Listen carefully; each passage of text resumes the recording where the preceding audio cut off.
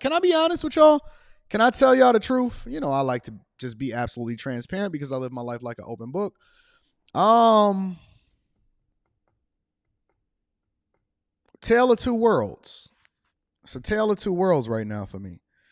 And I contemplated whether or not I even want to share this type of insight with you guys because it's much easier to be transparent with you when you have a much smaller channel.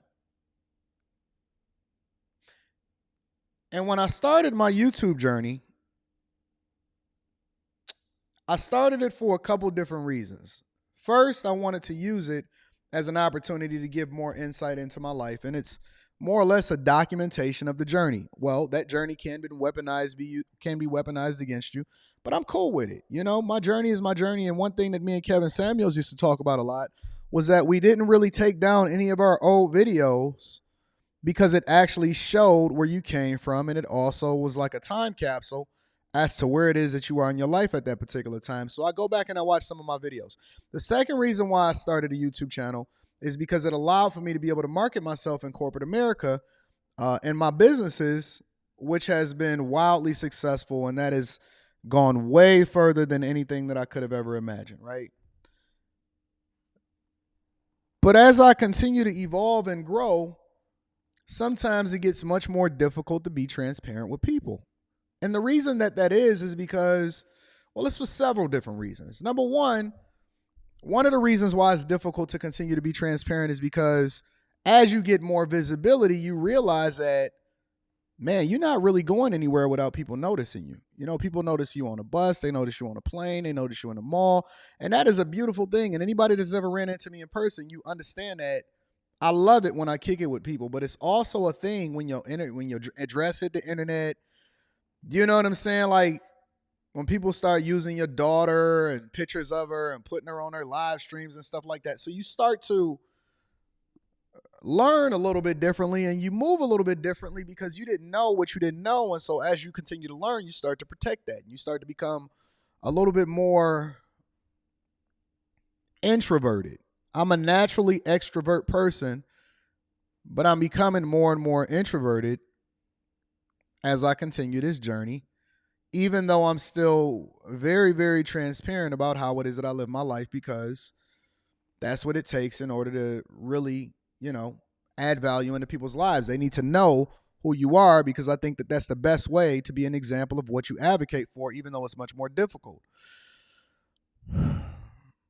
And then I was in between a tale of two worlds as I went down to Florida this weekend because I went down there to take care of some business.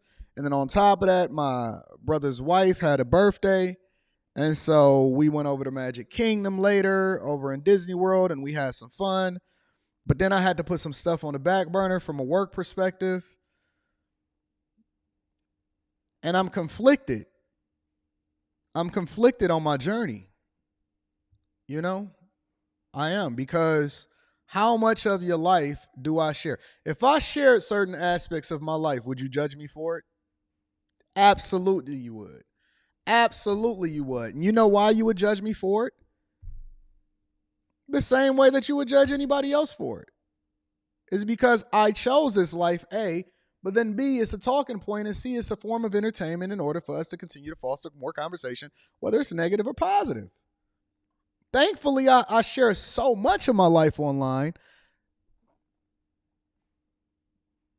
that is nothing to really judge about that you don't already expect. But I'm going to just tell you, man, I go through things just like everybody else. For real, for real. I get home sometimes and I be trying to manage through what is going on in the household when the daughter is dealing with some stuff at school with a teacher, and then the mother is, you know, interacting with the daughter and trying to give her advice. Meanwhile, she's going through puberty and all of that stuff. And as a man, you got to come through and you just suck that stuff in. And ladies, let me tell you something. And this is not even a reflection of me. This is just guys in general because I coach a lot of guys, right? And let me tell you something, ladies. Guys, men of all colors, shapes, sizes, ages, we are incredibly incredibly underappreciated. It's a guy that you know in your life and you pass him every single day. And you have no clue what he endures through on a daily basis in order to ensure that everybody else is taken care of before him. Most men that I know, they put every single woman that they know before them. Daughters, wives, mothers, sisters, brothers, co-workers. They pay their stuff last. They get the worst gifts on Christmas. Of everybody in the household, they going to get the worst gifts. Birthdays, unforgotten or forgotten. 100% forgotten. Men go out and they kill. I'm going to just tell you the real, because I know that y'all think that it only cares about what women want and all of that stuff. And listen, I get it. You go through stuff too. Postpartum, all of that. But this ain't your day. This is our day. Let me tell you something, man. Every day that man wake up and he kill himself a little bit more every single day in order to show you that he love you. And you may not even appreciate it because he don't communicate the way that you communicate. And you may think that it's an emotional thing. And because he doesn't show the level of emotion that you show as far as the love and the dedication to you, you think that he don't love you. But he's become reserved because he has to be a little bit more hardened. And the world is hardening him, and he's different, and he understands that there's monsters out here.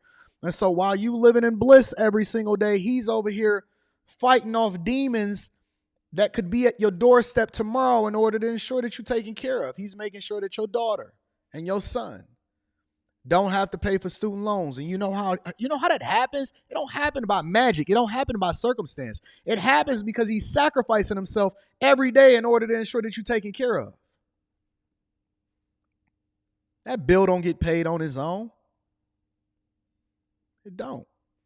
So his version of love is different than your version of love, because he shows you how he loves you by killing himself and putting his life on the line every day.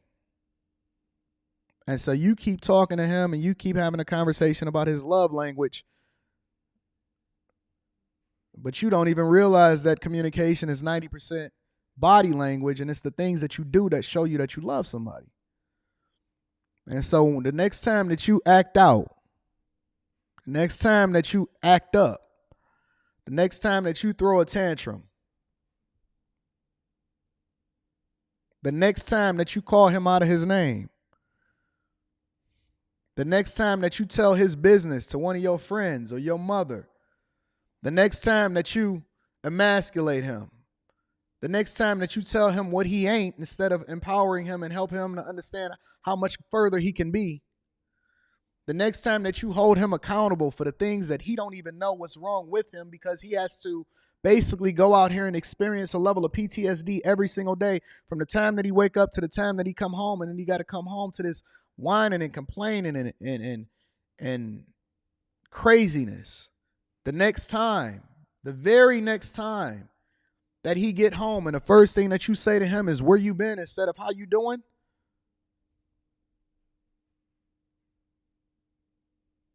there are men that never got to the finish line of what they dreamed of for themselves because they put every single person ahead of them.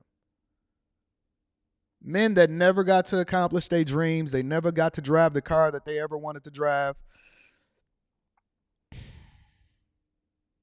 And when I talk to them on the phone, I feel their pain. It's meaningful to me. And I have to acknowledge them. Do you know that sometimes when I talk to these guys on a Zoom call or on a coaching call, I'm the first person that told them that I got your back, I love you, and they've been in a relationship for so long. They have never not been in a relationship with different people throughout their life. Some of them are son husbands. Some of them are husbands.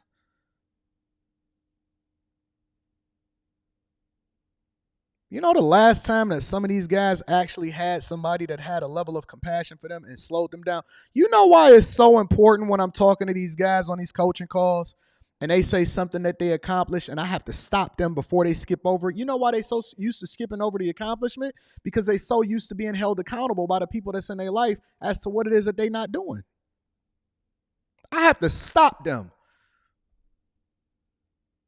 I've had men break down because they can't let it out anywhere else except for with me. And then there will be a woman that sit there and talk to them and tell them or hold them accountable as to why he not sharing his emotions with her, because he can't. You don't know how to be there for him. You married to him. You in a relationship with him.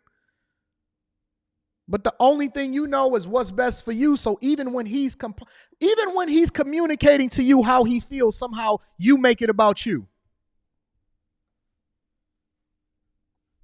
He telling you what he think, and the only thing you can do is to start talking over him and offer a solution as to why it is that he need to communicate more and more effectively and much more honestly with you, when you never even created a space for him to be able to communicate in the first place. He tried to share with you, and all the time he got to go back into that shell. You know why? Because he don't have the luxury of being able to express himself and then be able to be vulnerable. You know why? Because he got to be that hardened shell for the next day that he got to go out here and compete in order to ensure that you taken care of. And you know what they'll tell you?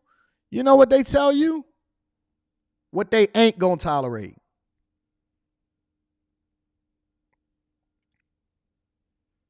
What they not gonna do. Who you talking to? They have more respect for their friends and their mothers and their bosses and whoever it is give them a little trinket than they have for you.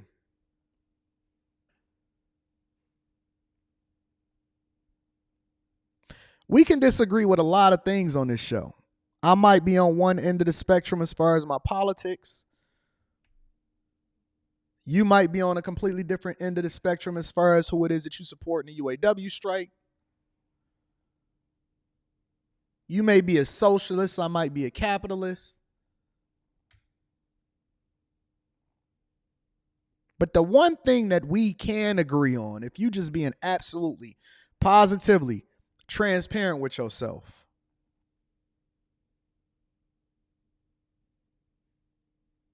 is that men have gotten a bad end of the stick throughout history.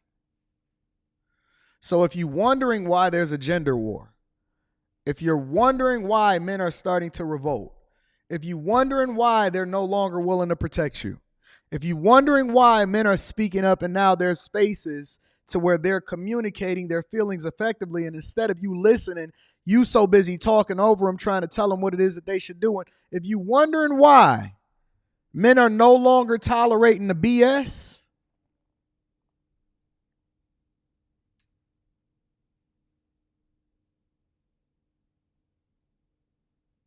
it's because of you.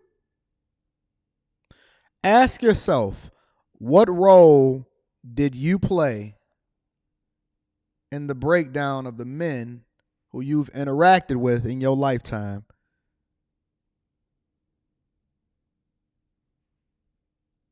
And how you, not their fault,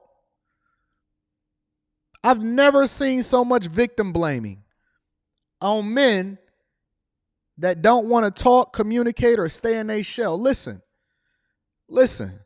we give more grace to everybody in the world. You will call somebody something that they not. You will identify somebody and say, hey, I recognize your privilege and I will call you A, B, and C pronoun, even though I'm looking at you and you completely different than what it is that I see you as. And I know that you got something swinging between your legs, but you will call them and acknowledge whatever it is that they want. But the very person that you laying next to every day, you sit there and you ostracize and you criticize and you hold them accountable for what it is that you don't give them grace for.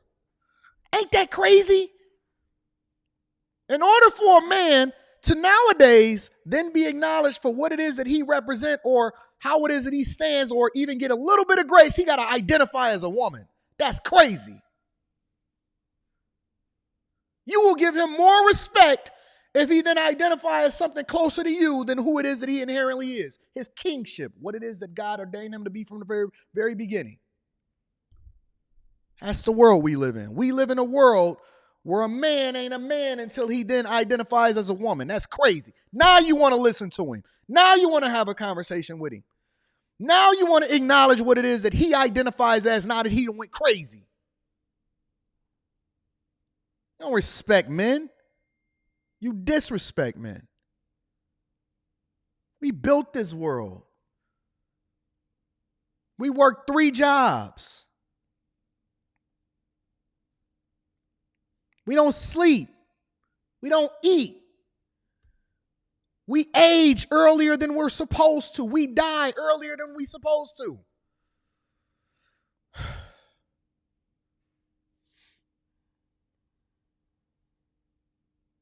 You wonder why they keep getting their passports.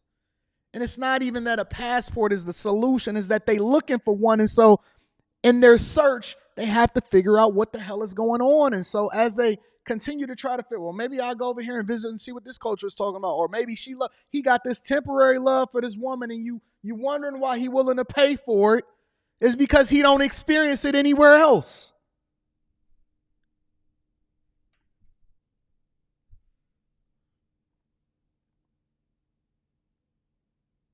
This ain't pointed to nobody in particular. I don't know what I'm going to say before I get on here. And one thing I know for sure, and 2 things is for certain, is at some point it's going to come to a head.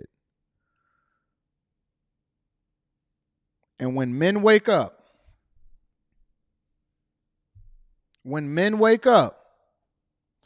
and they realize that they are the prize and they are the king, and everything and everyone up under them will fold, fall, and succumb to destruction if they decide to cut off the lights, it's going to be some heavy weeping.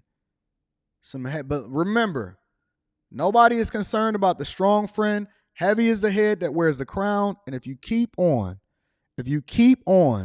everybody has a breaking point. Everybody has a breaking point. And you will not be satisfied until you dusty, no longer have access, and they make the adjustment. Even if a guy get divorced, and I'm going to move on to the show. I'm going to get into the show. Even if a guy gets divorced, you do know in a little bit he's going to be all right. Because he didn't been there before. He didn't suffer before. He come from nothing. How can you take something from me when I didn't come from anything? This is easy. I can get that up in a minute. You're going to be miserable. You're going to be alone. Guys is waking up. And the more that you pit yourself against them, the more you're doing a thing that's not even in your own best interest. I'm warning you. A lot of y'all are thinking that y'all going to follow somebody and follow these women into destruction, and they going to lead you right into the pit of hell. They going to lead you. They going to lead your daughters, your sons. They going to lead you directly into hell itself, into the mouth of a demon. And you're not even going to realize how you got there. Your life is going to be turned upside down, and you're going to be trying to remember where you came from, and you're going to be thinking how things were so great, how it was so good. Be very, very careful of the next things that you do, because every single thing that you do is a butterfly effect, and it's going to have a consequence, negative or positive. Something is going to happen as a result of it. Just be careful. All right? Let's get back to the basics. Let's get back to the core of who we are.